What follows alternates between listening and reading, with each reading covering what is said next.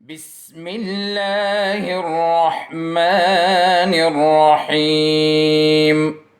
علیکم عزیز طلباء، امید ہے آپ سب خیریت سے ہوں گے۔ آج کے لیکچر میں حضرت موہانی کی غزل نمبر 1 کی ریڈنگ اور اس کی مختصر سی تشریح آپ کے سامنے بیان کرنے والے ہیں۔ آپ کی توجہ آپ کی کتاب کی طرف ہونی چاہیے۔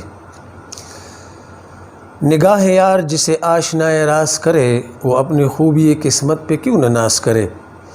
دلوں کو فکر دو عالم سے کر دیا آزاد، تیرے جنوں کا خدا سلسلہ دراز کرے۔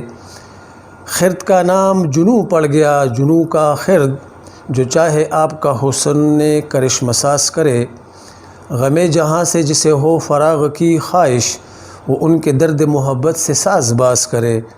تیرے کرم کا سزاوار تو نہیں حسرت، اب آگے تیری خوشی ہے جو سرفراز کرے۔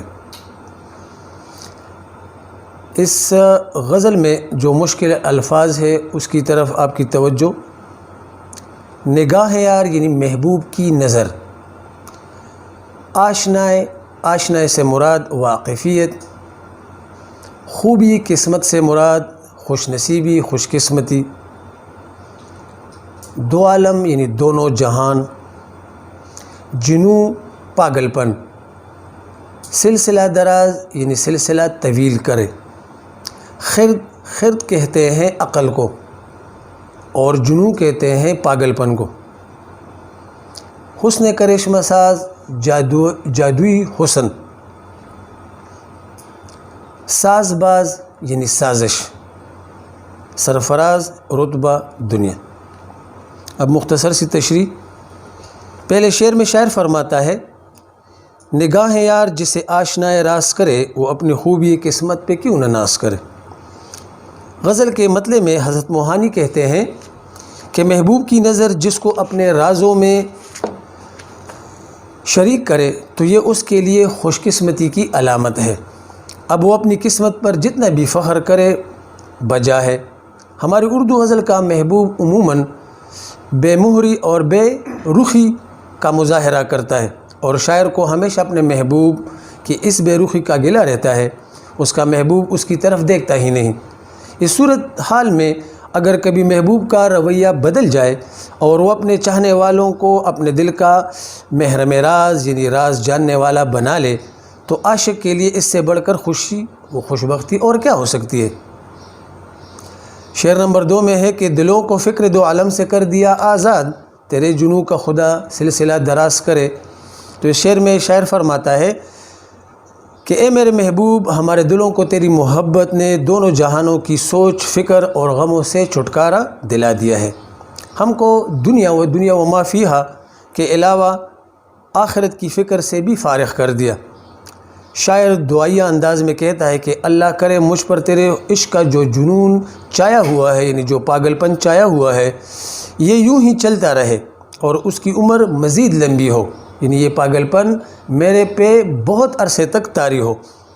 حضرت موہانی نے اس شعر میں انسانی نفسیات کی اس کیفیت کی نشاندہی کی ہے جو جب وہ کسی عشق میں جنوں کی حد تک پہنچ جاتا ہے اور اسے سوائے محبوب کے اور کچھ دکھائی نہیں دیتا۔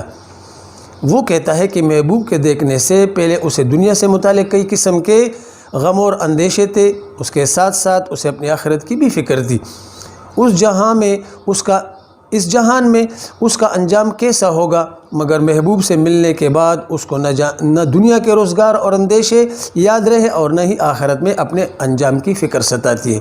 وہ محبوب کے پیار میں دیوانگی کی حد تک پہنچ چکا ہے، اس لیے کہتا ہے کہ اے خدا مجھے ایسی حالت میں رکھنا کہ مجھے محبوب کے عشق میں کوئی فکر اور اندیشہ یاد نہ رہے۔ شعر نمبر 3 میں ہے کہ خرد کا نام جنوں پڑ گیا، جنوں کا خرد، جو چاہے آپ کا حسن کرشمہ ساز کرے۔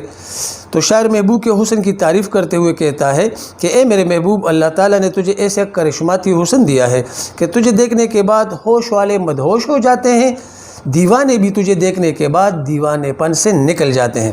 مطلب یہ کہ تیرے جادوئی حسن کو دیکھ کر عقل اور سمجھ رکھنے والے ایسے کام شروع کر دیتے ہیں کہ پاگل معلوم ہوتے ہیں، اور پاگل یعنی دیوانے تجھے دیکھنے کے بعد تیرے حسن کے جلووں میں سے کھو کر رہ جاتے ہیں، جیسے ان کا ہوش و حواس درست ہو گیا ہو۔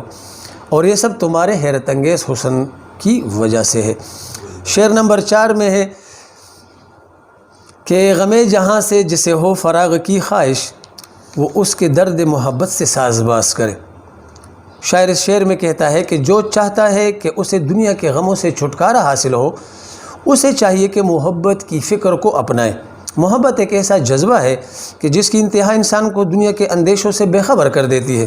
وہ اپنی زندگی کے تمام مسئلوں کو بھول کر صرف اور صرف محبوب کی فکر میں مبتلا ہو جاتا ہے۔ غم دورہ میں انسان فکر معاش کے علاوہ دنیا داری کے کئی جھنجھٹوں میں گھرا رہتا ہے، اور یہ سب مصروفیات انسان کے لیے کسی عذاب سے کم نہیں ہوتی۔ شعر نمبر 5 میں ہے، جس کو مقطع کہتے ہیں، آخری شعر، جس میں شاعر اپنا تخلص بھی لکھتا ہے کہ تیرے کرم کا سزاوار تو نہیں حسرت، اب آگے تیری خوشی ہے جو سرفراز کرے۔ تو حسرت کی غزل کی یہ مقطع حقیقی عشق کا حوالہ رکھتا ہے۔ شاعر کہتا ہے کہ اے اللہ، میں تیری محبت کے دعوے تو کرتا ہوں، مگر میں نے زندگی میں بہت سے گناہ کیے ہیں۔ میری عادات و اطوار، کردار و گفتار ایسے نہیں رہے جس کی بنا پر میں خود کو تیری محبت کا اہل سمجھوں۔ میرے اعمال نامے میں کوئی ایسا اچھا فعل نہیں ہے، کوئی ایسا اچھا کام نہیں ہے جس کی بنا پر میں خود کو تیری محبت کا حقدار سمجھوں۔ مجھے تیرے کرم اور مہربانی کا لائق بنائے۔ ان سب کے باوجود بھی اگر تو مجھے اپنے کرم سے نوازتا ہے تو یہ تیری مرضی پر منحصر ہے، کیونکہ اپنے اعمال بد کے سبب میں تیری بخشش اور عنایت کا حقدار تو نہیں، لیکن مجھے اس حالت میں بھی کسی رتبے، نعمت اور عزت سے سرفراز کرتا ہے تو یہ تیری نوازش ہوگی۔ بقول کسی دوسرے شاعر کے کہ یہ اس کا خاص کرم ہے وگرنہ اہل طلب، کرم وہ نہ بھی کرے تو گلہ نہیں بنتا۔ تو عزیز طلباء، امید ہے آپ لوگوں نے اس کی مختصر سی تشریح سنی ہوگی، آپ نے توجہ دی ہوگی۔ اپنا بہت سارا خیال رکھیے گا۔ والسلام۔ اللهم انفعنا بما علمتنا وعلمنا ما ينفعنا وزدنا علما۔